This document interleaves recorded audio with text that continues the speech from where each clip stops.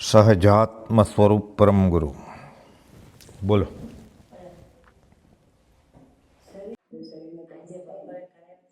પરમાણુ ક્યાં નીકળે છે શરીરમાંથી? આત્મા નીકળી જાય. મરણ વખતે વાત કરો છો ને?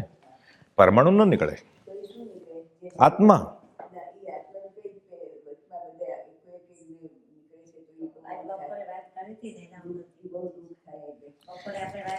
એટલે અસંખ્યાત પ્રદેશી આત્મા શાસ્ત્રમાં જૈનેન્દ્ર ભગવાને કહ્યું છે, ગોપાલદેવે કહ્યું છે, પ્રભુ શ્રીજીએ બ્રહ્મચારી કહ્યું છે, ને બધા જૈનેતરમાં મનાય છે, ઉપનિષદમાં આ વાત છે કે આ આત્મા શરીરમાં છે. આપણે જેને જન્મ અને મરણ કહીએ છીએ એ ગાળામાં એક એક પ્રદેશે આત્મા પરોવાયેલો છે, કરોળિયાના ઝાડાની જેમ. કેવી રીતે? આ નખના મૂળમાં આત્મા છે. એટલે નખ ખેંચીએ દુખે, પણ નખ આ કાપીએ તો દુખે નહીં. કેમ? તે આત્મા નથી. વાળ કાપીએ કાતરથી તો દુખે નહીં, પણ વાળ ખેંચીએ તો દુખે. કેમ? વાળના મૂળમાં આત્મા છે. એટલે શરીરના એક એક પ્રદેશમાં આત્મ પ્રદેશો ગૂંથાયેલા છે. આ અસંખ્યાત પ્રદેશી આત્મા કહેવાય. હવે જ્યારે એનું આયુષ્ય કર્મ પૂરું થાય ત્યારે જીવ કાર્બન અને તેજસ શરીરને લઈને બીજી ગતિમાં જાય. ખાલી આયુષ્કર્મ પૂરું થાય અને એક કર્મ બાકી નથી તો મોક્ષે જાય ત્યારે કાર્બન ને તેજસ ના હોય. બાકી બધે દેવલોકમાં જાય, અનુત્તરમાં જાય, કે સર્વસિદ્ધમાં જાય, કે નરકમાં જાય. કાર્બન શરીર, તેજસ શરીર, જે આપણે આ શરીર કહીએ છીએ, આ ઔદારિક શરીર, એમ એ પણ જડ જ છે. બધા કર્મો જે લખ્યા હોય એ શરીર, એ કાર્બન શરીર. વ્યવહારિક સમજવા માટે પેન ડ્રાઈવ, હાર્ડ ડિસ્ક, કે સીડી, કે ડીવીડી, એમાં બધું લખેલું છે. વ્યવહારનું, પ્રારબ્ધનું. પરમાર્થનું નથી લખ્યું. પરમાર્થનું કરશે તો જ થશે, નહીં તો નહીં થાય. એટલે આજે ક્યાં જન્મવાનો છે, એના માતા કોણ, એના પિતા કોણ, એનું આયુષ્ય કેટલું, એ માંદો હશે કે નિરોગી હશે, એ પૈસાવાળો હશે કે ગરીબ હશે, એ બધું એમાં લખેલું હોય. પ્રારબ્ધ જૈનેતરમાં માને છે, જૈનમાં માને છે. આ કાર્બન શરીર કહેવાય. એ આત્માને ખેંચે. આત્માનો ગુણ જ નથી એક જગ્યાએથી બીજી જગ્યાએ જવાનો. આત્મા ક્યાંય જાય જ નહીં. તો બધી ફરે છે તો 14 રાજલોકમાં, બધી ગતિમાં. કાર્બન શરીરમાં પુરાયેલો છે. એટલે 438માં પત્રમાં ગોપાલદેવ સૌભાગ્યભાઈને સમજાવે છે. બનારસી દાસજી એક કૃત સમયસર નાટકની ગાથા છે, જીવ અને અજીવ તત્વ. આ જીવ તત્વના ગુણ જે છે ને, સમતા, રમતા, ઉર્ધતા, જ્ઞાયકતા, સુખભાસ, વેદકતા, ચૈતન્યતા, એ સબ જીવ વિલાસ. એમ અજીવના ગુણ છે. શું? તનતા, મનતા, વચનતા. એટલે આનંદ આવે એવું છે ને સમજવા જેવું છે. તનતા એટલે શરીર, મનતા એટલે મન, અને વચનતા એટલે વાણી. મન, વચન અને કાયા આ અજીવના ગુણ છે, આત્માના નહીં. એટલે શરીર તો જડ છે, વાણી તો જડ છે, મન એ જડ છે. આ ખુરશી કેમ છે, આ ટેબલ કેમ છે, એમ કેવળી ભગવાને વિચારને જડ જાણ્યું છે, પૂતગલ. સાયન્સના વિદ્યાર્થીઓને ખબર હોય અવાજના મોજાનું રૂપ હોય, એમ વિચારને રૂપ હોય, આત્માનું રૂપ ન હોય. એટલે તનતા, મનતા, વચનતા, જડતા, જડ સંમેલ, આ બધું જડનો ભાગ છે. મન, વચન, કાયા. લઘુતા, ગુરુતા, ગમનતા. લઘુ એટલે નાનો, ગુરુ એટલે મોટો, ગમનતા એટલે જવું એક જગ્યાએ બીજી જગ્યાએ. એ અજીવ કા ખેલ. આ જીવનો ખેલ નથી એક જગ્યાએથી બીજી જગ્યાએ જવું. અજીવનો ખેલ છે. તો કેમ જાય છે? કાર્બન અને તેજસ શરીરમાં ફસાયેલો છે. આ એના દંડ બાકી છે. એટલે શરીર મળ્યું ને, આ દંડક છે, આ સજા છે. એને એમ કે મજા માટે હશે, ચાલો વર્લ્ડ ટૂર કરી આવી, ચાલો ખાઈ લઈએ, ચાલો મ્યુઝિક સાંભળી લઈએ, ચાલો નવા કપડાં પહેરી લઈએ, ચાલો ઘરેણે પહેરી લઈએ. આ સજા તરીકે મળ્યું છે. આ ચાલો કેટલો સ્કોર થયો સાંભળી લઈએ સમાચાર. આ સજા માટે છે, મજા માટે નહીં. આ દંડક છે. પ્રતિક્રમણમાં આવે છે ને 4 ગતિ 24 દંડક. ગમે તે જાય. દેવલોકે સજા છે. નારકી તો સજા છે જ, કૂતરું થવું એ તો સજા છે. દેવલોકે દંડ જ છે. અને કેવળ જ્ઞાન થયા પછી તીર્થંકરે પહેલા કર્મ બાંધી દીધેલું, શરીર નામકરણનું. એટલે અત્યારે સિમંદર સ્વામી શરીરમાં પડ્યા છે. વાટ જોવે છે. બીજું નમથુણમ સિદ્ધિ ગઈ નામ દે ઠાણમ સંપાવમ કામાણમ નમો જણાનમ જય ભણમ. ત્યારે જાય ત્યાં છૂટી જાય. એને હર્ષોક નથી, કેમ કે જ્ઞાન પૂરું છે એટલે. શરીરમાં તો છે જ ને, જકડાયેલા છે. કુપાલદેવ કહે છે એ પરમપદ પ્રાપ્તિનું કર્યું ધ્યાન મેં ગજા વગરને હાલ મનોરથ રૂપ જો. એ બીજું નમોથુણું છે ને કામાણમ, એનું ગુજરાતીમાં મનોરથ થાય. એટલે કુપાલદેવ બીજા નમોથુણમાં છે. મૂળ વાત આ છે, દેહધારી પરમાત્મા. એટલે મૂળ આપણી વાત કઈ હતી કે ગમનતા, એક જગ્યાએથી બીજી જગ્યાએ જવું આ જળનો ગુણ છે, જીવનો નહીં. પણ કર્મ બાંધે એટલે કર્મ શરીર એને લઈ જાય, એટલે ખેંચે આમાં ચાલો, એટલે ત્રાસ થાય એને. સાથે એને ઓનરશિપની જગ્યાએ માનતો હતો, આ તો ભાડાની જગ્યા હતી, એટલે મોહનું દુઃખ થાય.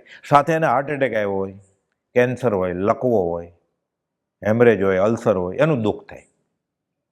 પછી એફડી, 2 નંબરના પૈસા, 1 નંબરના પૈસા, ઉઘરાણી, બધું બાકી છે, એનું દુઃખ થાય. એ રીબાય મરતી વખતે. જ્ઞાનીને દુઃખ થાય, પણ જ્ઞાની જોવે છે, જાણે છે.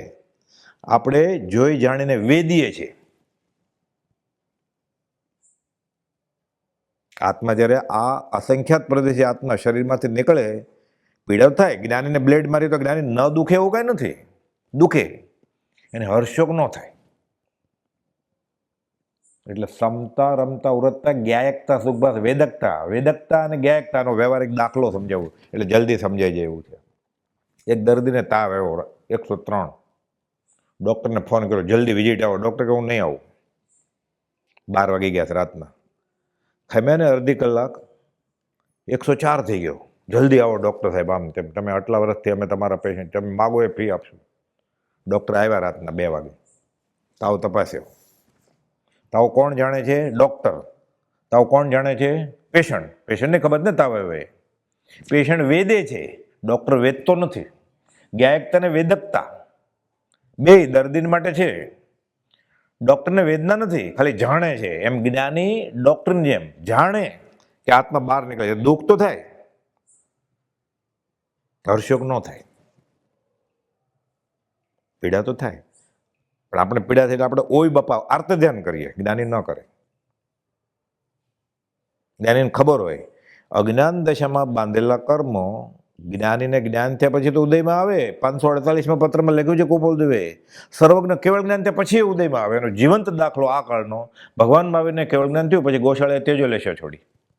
6 મહિના સુધી ભગવાન ઠલ્લે જાય ને, લોહી પરવું પડતું હતું, એમ છે શાસ્ત્રમાં, કલ્પસૂત્રમાં. એ વેદનીય શરીર આશ્રિત અવગુણ છે, શરીરનો ગુણ છે દુઃખે. આત્મા તો સચ્ચિદાનંદ સુખનો ભંડાર છે. સ્વયં જ્યોતિ સુખધામ આનંદ ઘન, સુખનો કંદ લઠ્ઠો છે આ. જેનેતરમાં આ જ કે છે ઉપનિષદમાં. એટલે પીડા તો થાય જ. 3 પ્રકારની પીડા થાય આપણી જેવાના તો. આ છોડવું પડે એટલે મોહની, કે હું આ શરીર જ છું એટલે ખાલી નથી કરવું, એનું દુઃખ થાય. બીજું વેદનાનું દુઃખ થાય. રોગ જેવું રોગથી આયુષ પૂરું થાય છે ને એમ માને છે. એટલે રોગથી કોઈ મરતો જ નથી, આયુષ કર્મ પૂરું થાય એટલે મરી જાય. રોગથી ખાલી શાત અને અશાત વેદની ભોગવે. 103 તાવ હોય, બહુ દુઃખી થાય ને. 102 આજે સારું છે, શાતાવેદની થઈ ને. સારું ક્યાં છે? હજી 2 તાવ તો છે જ, પણ એને ગમ્યું ને. એટલે શાત અને અશાત વેદનીય ને લીધે જીવ સુખી દુઃખી થાય અને આયુષ કર્મ પતી જાય. એટલે આ આત્મા આ શરીરમાંથી નીકળી બીજે જાય. રોગથી કોઈ મરે નહીં, પણ ડેથ સર્ટિફિકેટમાં મરણનું સર્ટિફિકેટ ડૉક્ટર આપે, ક્યાંક લખવું પડે, નહીં તો બાળવા ન દે, દાટવા ન દે. એટલે લખે હાર્ટ એટેક, લકવો. આપણે નથી બોલતા વ્યવહારમાં, નખમાં રોગ નહોતો, ફલાણા ભાઈ મરી ગયા. તો હકીકતમાં ન હોય રોગ, આયુષ કર્મ પતી જાય એટલે મરી જાય.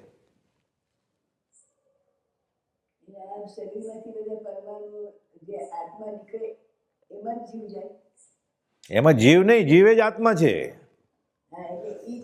જીવ ના, એમાં નિયમ છે, આગમમાં બધું લખેલું છે શાસ્ત્રમાં.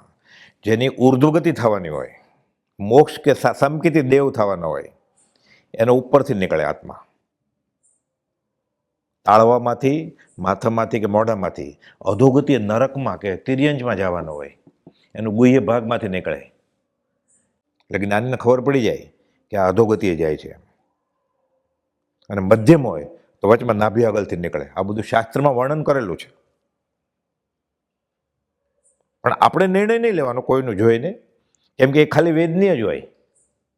પણ કુપોદોએ દેહ છોડ્યો ત્યારે ધારસીભાઈ નવલચંદ ડોસા આગલા દિવસ સુધી હતા. ધારસીભાઈ વયા ગયા, નવલચંદ ડોસા છેલ્લે સુધી હતા. રેવાશંકરે વકીલ, ડૉક્ટર પ્રાંજોન મહેતા વકીલ, નવલચંદ ડોસા વકીલ, 3 તો વકીલ હતા.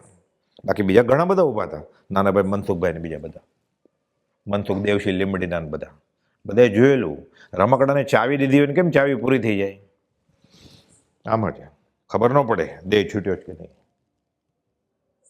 તો બીજા હાર્ટ એટેક આવ્યો હોય, કોઈને લકવો થયો હોય, હેમરેજ થયો હોય આઈસીસીમાં, કે ઘરે મરે ને એટલે કોઈકને ફીટ આવે, કોઈકને નાકે ફીણ આવે, કોઈકને મોઢે ફીણ આવે, કોઈ બૂમ કરે, સંડાસ પેશાબ થઈ જાય, એની ઉર્ધ્વ ગતિ હોય, એની વાત અલગ હોય.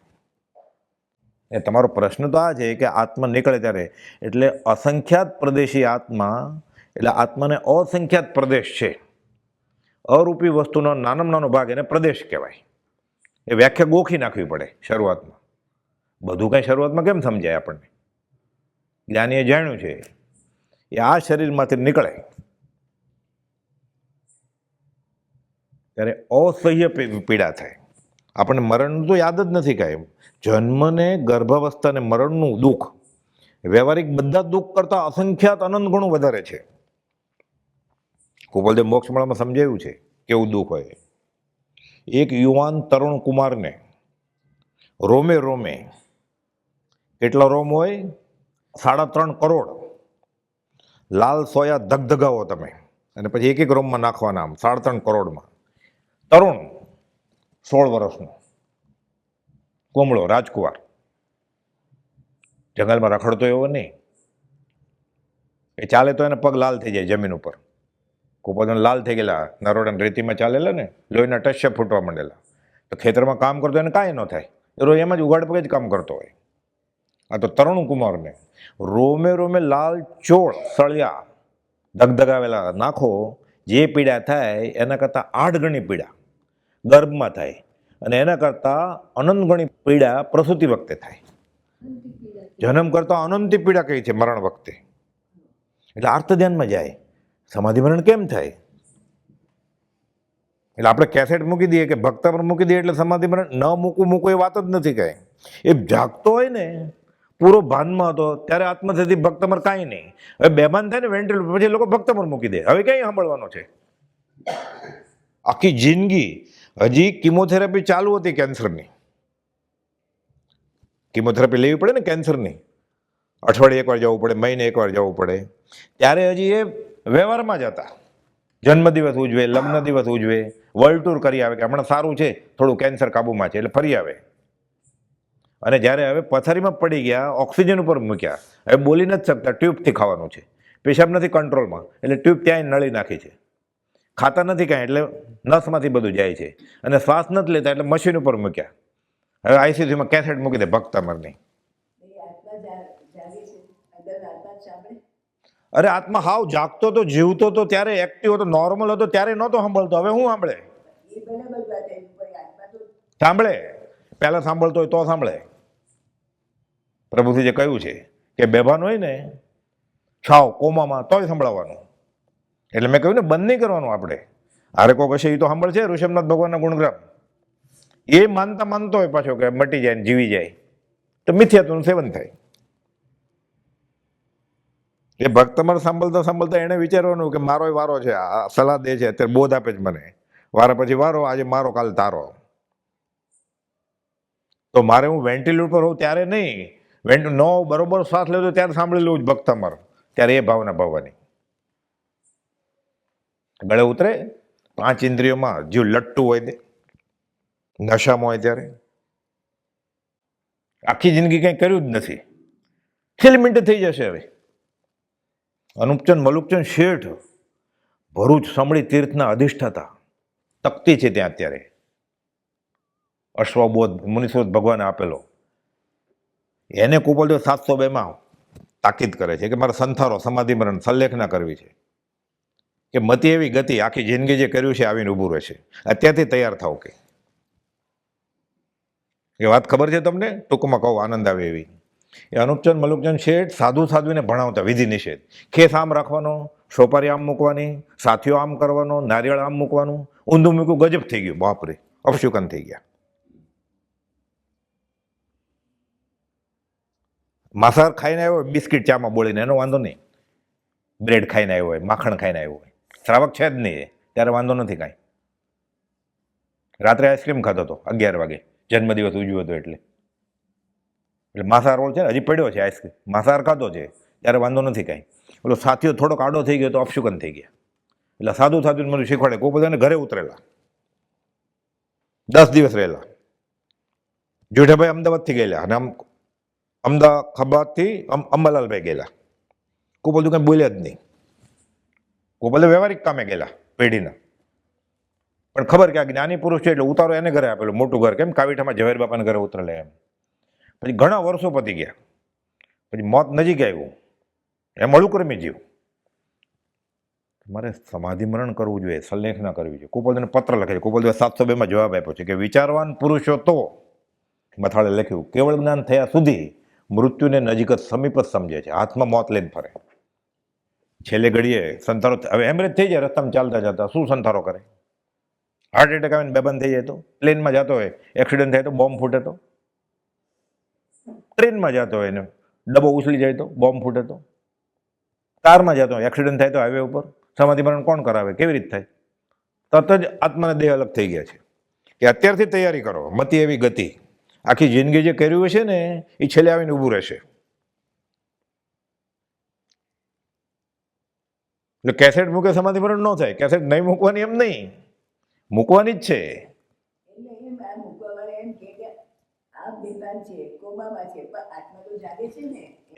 આત્મા સાવ જાગે છે, એકદમ તાજો છે, ક્યારેય ધર્મમાં રસ નથી એને. હવે કોમામાં જયારે રસ આવી જશે ને, સાંભળશે ભક્તમર આત્મસિદ્ધિ મંત્ર, એ બરોબર બધું હતું, જોગ હતા એના. મંદિરમાં આવ્યો ત્યારે રખડતો હતો પ્રાર્થના છોડીને, ત્યાર નહોતો સાંભળતો. એ મરણ વખતે સાંભળવા મળશે. આ પત્ર વાંચો તો તમને ખબર પડે. તો સાધુ સાધ્વી આચાર્યને શીખવાડતા હતા એ, તો કે લોકો તમારા વખાણ કરે એને ધર્મ સમજો તમે. 729 એવું જ લખ્યું છે કુંવરજી આણંદજી ઉપર કુપોલદેવે, જેણે 63 છેલ્લા કપરું ચરિત્રનું ભાષાંતર કર્યું સંસ્કૃતમાંથી ગુજરાતીમાં પહેલી વાર. એ ગુજરી ગયા ને, મગન બાપા કહેતા આવડો ગ્રંથ બહાર પડેલો, એના ગુણાનુવાદનો, કે આવડા મોટા માણસ. કુપોલદેવ એને કહે છે કે લોકો તમને ધર્મિષ્ઠ કહેશે, લોકો તમને વિચક્ષણ કહેશે. આ ઝેરનું ગ્રહણ, હાથમાં ઝેર લઈને ફરો જ કે તમે. 729 પત્ર.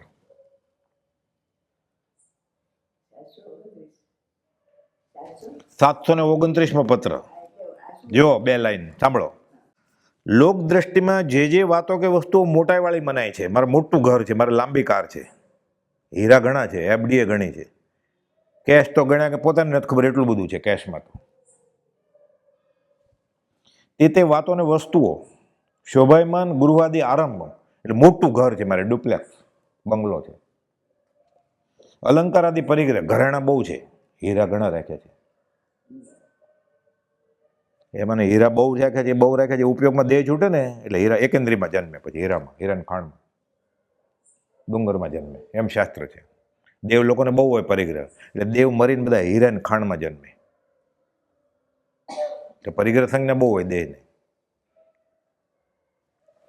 લોક દ્રષ્ટિનું વિચક્ષણ પણ, લોકો હોશિયાર કહે છે, કહેવું પડે.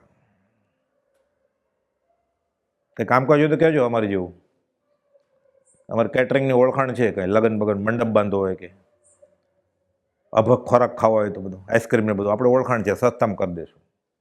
લોકો વખાણે છે. આ લોકમાન્ય ધર્મ સધારણપણું, આ જ્ઞાની લાગે છે, સમકીતી લાગે છે. કચેરીમાં એ કાજીનો નથી હિસાબ કોડીનો, ત્યાં કામ ન આવે સર્ટિફિકેટ. શું થશે? પ્રત્યેક ઝેરનું ગ્રહણ છે, હાથમાં ઝેર છે. હા, કુંવરજી આણંદજીને કહે છે કુપોલદેવ. જૈન પ્રસારક સભાના આખા ભારતના પ્રમુખ હતા. એ નક્કી કરે એ આગમનું ભાષાંતર ને એ બધું. અને ઓલા અનુપચંદ મલુકચંદ શેઠ ભરૂચના, એ એવા મોટા મોટા આચાર્યને શીખવાડે વિધિને એવું બધું.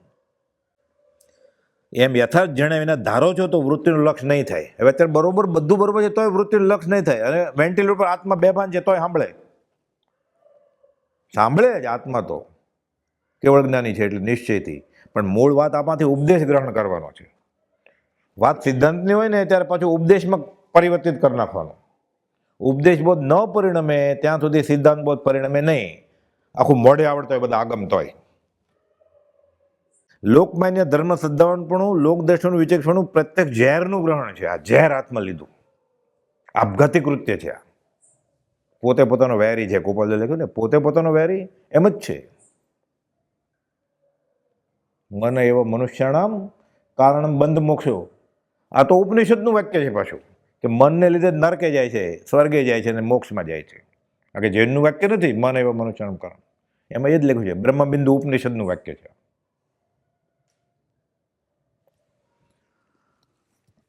આવું યથાર્થ જણ્યા વિના તે વૃત્તિનું લક્ષ ન થાય. પ્રથમ તે વાતોને વસ્તુ પ્રત્યે ઝેર દ્રષ્ટિ આવી કઠણ દેખી કાયર ન થતા પુરુષાર્થ કરવો યોગ્ય છે. આ 729મો પત્ર. અને ઓલો 702 અનુપચંદ મલુકના શેઠને, ભરૂચના શેઠને. હવે આને ઘરે જ ઉતર્યા હોય અને વણમાગી સલાહ આપે જ્ઞાની ક્યારે? કહે છે મારે હવે સમાધિમરણ કેમ કરવું? ત્યારે ગોપાલદેવ પછી મોઢું ખોલે છે કે આ વાત તમારા હિત માટે કહું છું, કોઈ પણ જાતના સ્વાર્થ વગર કહું છું. વિધિ નિષેધ ને મત સંપ્રદાયને આપણે ખ્યાલ હોય ને, જળ મૂળથી નીકળી જાય એવો પત્ર છે. હા, આત્મા તો નીકળી જ જાય, 100% નીકળી જાય. પણ એ જે લોકો કે આંખ ખુલ્લી હોય એટલે આંખમાંથી ગયો, કે મોઢું ખુલ્લું હોય એટલે મોઢામાંથી ગયો, એ તો જ્ઞાની ગમ્ય વાત છે. લોકો કે એ ના ચાલે. કેમ કે એ જ્યારે એને માનો અસ્થમાનો પેશન્ટ છે કે નાક બંધ છે, શ્વાસ નથી લેતો, તો મોઢું ખુલી જાય. આમે ઓક્સિજન ઓછો પડે ને ત્યારે આપણે જીવતા હોય, બેઠા હોય તોય મોઢું ખુલી જાય, નાક બંધ હોય તો. નાના છોકરાને આપણે નાક બંધ કરી દઈએ, દવા ન પીતો હોય તો આમ કરો એટલે ખલે ને. એ કંઈ જ્ઞાની નથી. એટલે એ તો જ્ઞાની નક્કી કરે કે આનો જીવ ઉર્ધ્વ ગતિએ ગયો છે કે નહીં. પણ શાસ્ત્રમાં સામાન્ય વાત છે કે તાળવામાંથી કે માથામાંથી કે મોઢામાંથી જાય તો ઉર્ધ્વ ગતિ થાય, ગુહ્ય ભાગમાંથી જાય તો અધોગતિએ જાય, ને મધ્યમ નાભી આગળથી જાય તો એમ. એટલે અત્યારે તો આપણે કલ્પના જ કરવાની ખાલી. એ તો જ્ઞાની ગમે જ્યારે કોની કઈ ગતિ થાય. ગોપાલ ના પાડી છે કે વિકલ્પ નહીં કરવાના. એટલે માનો કોઈ ગુજરી ગયા એટલે આપણે એમ નહીં વિચારવાનું કે ક્યાં ગયા છે. સુંદરદાસ માણેકચંદ ખંભાતના ગુજરી ગયા છે, એને ઘરે ગોપાલ 18 દિવસ તો રહેલા, છોટાલાલ માણેકચંદને ઘરે રાજછાયા. તો બીજા બધા જીવે છે, ત્રિભુવનભાઈ, છોટાભાઈ અને માણેકચંદ બાપાએ હતા હયાત. અને 22 વર્ષનો છોકરો ગુજરી ગયો. એટલે ગતિને ગોપાલ ના પાડી, ગતિ એનો વિકલ્પ નહીં કરતા. એ ગોપાલને પૂછ્યું છે કઈ ગતિમાં ગયા, એને કર્મ લઈ જાય. એને એ ગમે તે ગયા, તારું શું થશે એ વિચાર ને, તમારી ગતિ કઈ થશે એ વિચારવાનું. ગોપાલદેવ કે એની તમે બદલાવાના નથી જાણીને પણ. એટલે મૂળ આપણે હાથ પકડી લેવાનો વસ્તુનો. બધા કે તો બધાનું માનવું હોય તો બધાનું માનવાનું, અને ગોપાલદેવનું માનવું હોય તો પછી ખોખા નમસ્કાર કરીને શું કામ છે? આપણે આમાં શું થાય, તમને હમણાં ના પડી ન લગાય, તમે છોડી દેવાના છો. એટલે ઘણીવાર આપણે પૂછતા હોય ને, ટાઈમ પાસ થાય એમાં, બિન પ્રયોજનભૂતમાં પડવાનું નહીં. ત્યાં માનો કે 50 જણાની લાઈન છે અને બધા પગે લાગે છે, ના હું પગે નહીં લાગુ, આ ખોખું છે, એમાંથી આત્મા નીકળી ગયો છે, એમ ન બોલાય. ડાયો માણસો જાય જ નહીં ત્યાં. એટલે આ બધું એટલે બિન પ્રયોજનમાં નહીં પડવાનું. પણ આપણે જે જગ્યાએ, જે ક્ષેત્રે, જે કાળે છીએ તે બધું જાય છે. કાં તમારી એવી ખુમારી હોવી જોઈએ. આપણે લાચારી કરતા હોય એટલે બધાને રહેવું પડે ને. આપણે ખુમારી જીવતા હોય તો એકલા જીવી શકીએ. એટલે ડગલે ને પગલે આપણે લાચાર છીએ. દિન ગોપાલ ન કહ્યું 457 સમાગમમાં દિન પણ આવું નહીં. આપણે તો દિન છીએ, લાચાર છીએ.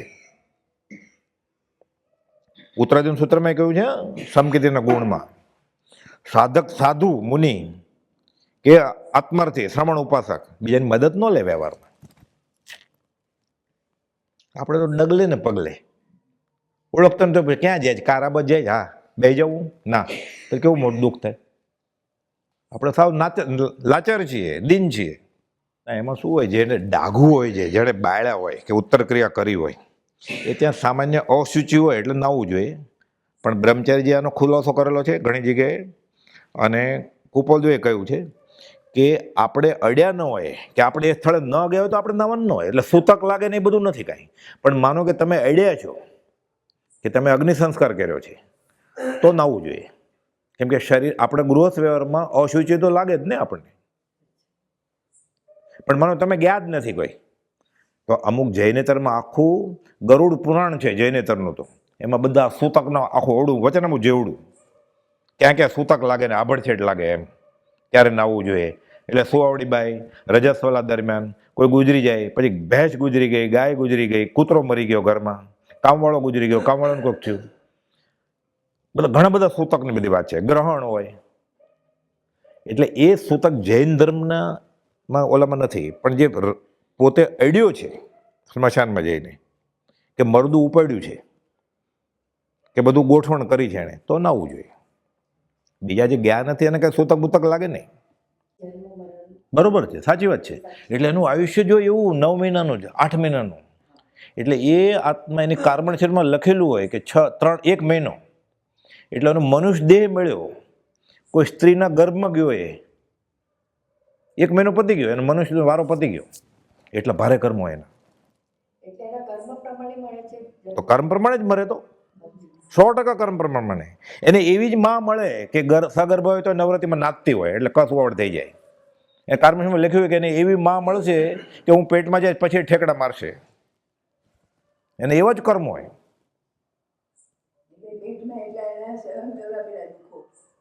હા, એ તો દુઃખો તો ઠીક, એને મનુષ્ય દેહ મળ્યો, એનો વારો પતી ગયો. એ ગર્ભમાં કસવાવડ થઈ ગઈ ને 3 મહિનાની, એટલે એનો મનુષ્યનો વારો પતી ગયો. આપણે પતિ જાય તો ખેત થયું છે. 692 લખે દુર્લભ એવા મનુષ્ય દેહ પૂર્વે અનંતવાર મળ્યો છે આપણને. આપણને કોઈ કે આપણને તો ખબર પડે કે મરીને જવું પડશે અધોગતિએ, તો રોડ ઊભા થઈ જાય ને. અત્યારે આપણને દેખાય કે મારે દિલ્હીના પ્લેટફોર્મ નંબર 8 ઉપર હવે કૂતરો થવાનું છે, તો રોડ ઊભા થઈ જાય કે નહીં? આપણે અત્યારે નિર્ભય છીએ. કેમ? એવું કંઈ હોય જ નહીં પુનર્જન્મ જેવું. આપણે કહીએ એમ માનીએ છીએ. એ ભોજનાલયમાં જાય ત્યારે ખબર પડે માને જ કે નહીં. એ ટીવી શરૂ કર્યું ત્યારે ખબર પડે પુનર્જન્મ માને જ કે નહીં. ન ખાવાનું ખાય, ન પીવાનું પીવે, ન કરવાનું કરે, ન કમાવે એ રીતે કમાવે. પુનર્જન્મથી એને માનતો હોય અંશે, તેને હાલ અહેવાલ બદલી જાય ને પછી. હા, તો નિર્ભય છે. પણ એને કાર્બન શરીરમાં એવું આયુષ્ય હોય કે 20 દિવસ, એટલે ગર્ભ રહી જાય. પ્રેગ્નન્સી ટેસ્ટ કરે, પોઝિટિવ આવે, કસવાવડ થઈ જાય, તો એનો મનુષ્યનો વારો પતી ગયો. એ તો મહાપાપ, ખૂન જ કર્યું, 100% ખૂન કર્યું. જૈનમાં નહીં, ક્રિશ્ચનમાં મધર ટેરેસા કહેતી હતી ખૂન કર્યું.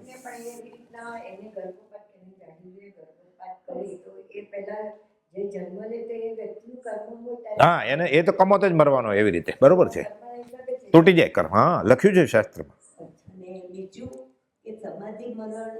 એક મિનિટ વાત કરું. તમે આ પૂછ્યું એનો જવાબ છે શાસ્ત્રમાં. તમે શ્રીકૃષ્ણ જૈન દર્શન પ્રમાણે શ્રીકૃષ્ણ શાઇક સંકિતના ધણી છે. આવતી 24માં તીર્થંકર થવાના છે શ્રીકૃષ્ણ મહારાજા. ખબર છે ને? સાંભળો હવે. એનો એક પ્રદ્યુમ્ન નામનો દીકરો હતો. એને ફેંકી દે ને, આમ ઉપાડી ગયેલો વિદ્યાધર. એને ફેંકે ને તો પડે ને ત્યાં ગાદી હોય રૂ જેવી, મરે જ નહીં. એનું એવું આયુષ્ય હોય. બીજા શૈલ મુનિ થઈ ગયા. વિદ્યાધર જાય છે અને જોવે છે કે એને ફેંક્યો. એ શૈલ મુનિ એને શિલા ઉપર ફેંકે, એને ઘસડ્યો ન પડે, એવું આયુષ્ય હોય. અને આને એવું આયુષ્ય હોય, તમે હમણાં કહ્યું એવું કે ગર્ભ, આનું આયુષ્ય એવું હોય કે એના માતા પિતા નક્કી કરશે કે આપણે આ સંતાન જોતું નથી એટલે ગર્ભપાત કરાવે. એના એવો પાપ હોય. આપણે કયા કુળમાં જન્મી છીએ એ આપણા કર્મ નક્કી કરે. એટલે મહાપુણ્યનો ઉદય હોય તો વિતરાક કુળમાં જન્મે કે મા બાપ સંસ્કાર આપે. એને મા બાપ જન્મથી દૂધને બદલે થોડું પોતે તો આખો બાટલો પીવે દારૂનો, એને ઢાંકણામાં આપે થોડોક, લે ટ્રેનિંગ આપે. એટલે એ 8-10 વર્ષ ત્યાં સુધી પીવા માંડે બરોબર. એ તો એ જ ખવડાવે ને, એ જ પીવડાવે ને. એના અત્યારે અમેરિકામાં કોઈ જન્મે, યુરોપમાં જન્મે કે દુબઈમાં જન્મે, અહીંયાના જૈન ત્યાં ગયા છે, એ જન્મે, પણ જન્મે પછી એને શું ખવડાવતા હોય, શું પીવડાવતા હોય? રોટલી તો આવડતી નથી એટલે બિસ્કિટ આપે ને, બ્રેડ, પણ કડક લાગે છે તો માખણ ચોપડીને આપે ને. શું ક્યાં ગયા? શું કહો છો? આપે ને માખણ ચોપડીને અમેરિકામાં. અહીંયા આપે તો ત્યાં તો આપે જ ને. એટલે એને એવા કર્મ કે એને એવા મા બાપ મળશે, એને એવા કર્મ એવું કુળ મળશે. આપણે નથી કહેતા કે મહા પુણ્ય હતું એટલે વિતરાગનું કુળ મળ્યું. એને પુણ્ય જ ન હોય એટલે જન્મે જ ત્યાં માછીમારને કરે, એટલે થોડોક મોટો થાય તરતા આવડી જાય, જાળ લઈને ઉપડે પછી એટલે ગર્ભમાં મરી. એનું આયુષ્ય જ એવું હોય. બાળ મરણ થાય ઘણીવાર. 1 મહિનાનું ગુજરી નથી, ઇન્ટેન્સિવ કેરમાં દાખલ કરે છે, પછી 1 મહિનામાં ગુજરી ગયા, કે 6 મહિનામાં ગુજરી જાય. બધું વ્યવસ્થિત લખેલું, થાણાંગ સૂત્રમાં છે બધું. બાળ મરણ, પંડિત મરણ, સમાધિ મરણ.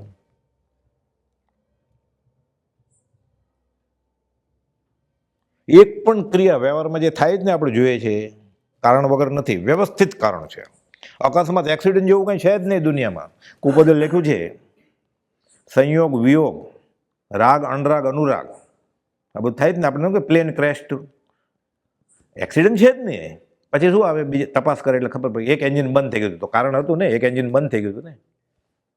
કારણ વગર પડે પ્લેન ક્યારે? કારણ વિનાના કાર્ય તે શુભાશુભ વેદ.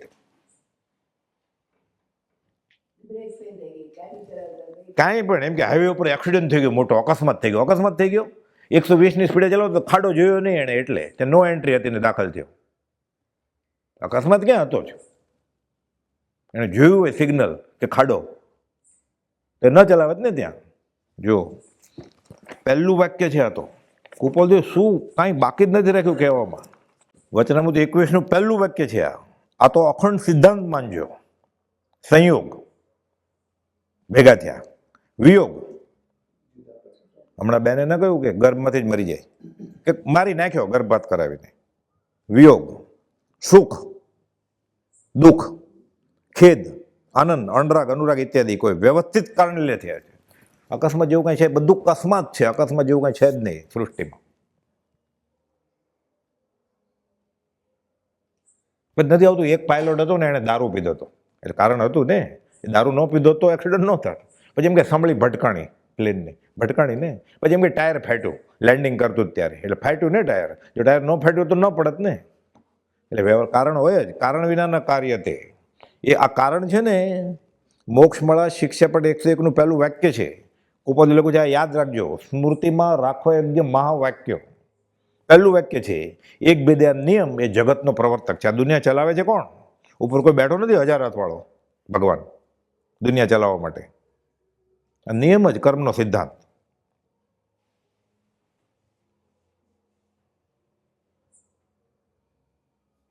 કર્મનો સિદ્ધાંત છે આ. તમે નહોતા હમણાં વાંચનમાં આવેલું ને, બ્રહ્મચારી પ્રજ્ઞાબોધમાં લખ્યું છે, કોઈ ગર્ભ વિશે મરે જન્મતા, કોઈ બાળપણામાં મરે, યુવાન મરતા જોઈ. મરણ તોનો નિયમ નહીં, મરણ અચાનક થાય. એક નિયમ નક્કી ખરો, જે જન્મે તે મરી જાય. વ્યવસ્થિત લખ્યું છે બ્રહ્મચારીજી. બધા શાસ્ત્રો જૈન તને વાંચેલા એણે. આ ગણિતની ફોર્મ્યુલાની બુક છે આ વચનામૃત કે પ્રજ્ઞાબોધ કે બધું. ટેલા ટપકાની બુક નથી આ, કે કરો ન કરો, ધોતિયું પહેરવું જ પહેરો, રૂમાલ બાંધો જ બાંધો, જે કરવું એ કરો. અહીંયા તો બહુ ટાઈમ નથી, પરીક્ષા આવે પણ ટેક્સ્ટ બુક ન વંચાય ને. કાલે પરીક્ષા છે એટલે ગાઈડ છે આ, મોક્ષે જવાની ફોર્મ્યુલાની બુક છે. આમ કરશો તો આમ ને આમ કરશો તો આમ. રાગદ્વેષ જશે તો વિતરાગ થઈને ભગવાન થાય તું, સ્વામી ગાથા આત્મસિદ્ધિ. મેથમેટિકની ફોર્મ્યુલાની બુક છે. 1000 પત્રમાં કઈ વાત કરી જ કુપોલદેવે વિધિ નિષેધની? માથાકૂટ જ નહીં, લમણાજી. જે કરવું એ કરજો. વ્યવહારની તો વાત જ નથી કરી. મોતી અવતરણ લોહીના બાટલા ચડાવવાની તો ચશ્માની ફ્રેમ મળશે બપોરે. આ બધું આત્માર્થનું કામ જ નથી. એ આપવું હોય તો આપો. બહાર બાંધો હોસ્પિટલ 35 માળની, કે જે રાજ બોલે ને આખી જિંદગી મફત ટ્રીટમેન્ટ. અંદર નહીં, દરવાજાની અંદર નહીં. કામ એક આત્માર્થનું, બીજો નહીં મન રોગ. બહુ અઘરું છે આગળ, કેમ કે તમારે શરીર દેહાદ્યાસ છે, મારે દેહાદ્યાસ છે. આપણે બેન જોઈએ છે દેહાદ્યાસ, એટલે શરીરનું કાંઈ તો ગમે જ ને આપણને. તો ઓલો ત્રીજો છે એને ઈ જ છે. દેહાદ્યાસ વગરનો કોઈ પુરુષ છે જ નહીં, એટલે બધા સારું જ કે ને. એ બ્રહ્મચારી સમજે, કુપોલભાઈ પ્રભુજી સમજે, અંબાલાલભાઈ સમજે, આપણે સમજીએ. ઓળખી ગયેલા એ કુપોલભાઈ નહોતા મળે તો ઓળખી ગયેલા પ્રભુજીની કૃપાથી. ઓળખી ગયેલા, એ ઓળખાણ કહેવાય જ્ઞાનીનું. જ્ઞાનીને ઓળખે જ્ઞાની જેવો થાય. પ્રભુજી કહેતા જ્ઞાનીને ઓળખે જ્ઞાની. બોલો. હાલો. પરમ કૃપાળુ દેવ કી જય.